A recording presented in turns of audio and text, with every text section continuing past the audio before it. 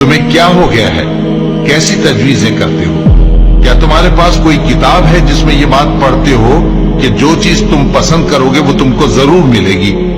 یا تم نے ہم سے قسمیں لے رکھی ہیں جو قیامت کے دن تک چلی جائیں گی کہ جو کچھ تم طے کر لو گے وہ تمہارا ہوگا؟ ان سے پوچھو کہ ان میں سے کون اس کا ذمہ لیتا ہے؟ کیا اس قول میں ان کے کچھ شریک ہیں؟ اگر یہ سچے ہیں تو اپنے شریکوں کو لے آئیں۔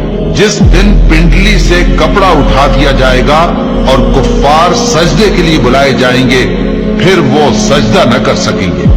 ان کی آنکھیں جھکی ہوئی ہوں گی اور ان پر ذلت چھا رہی ہوگی، حالانکہ پہلے اس وقت سجدے کے لیے بلائے جاتے تھے جبکہ وہ صحیح و سالم تھے۔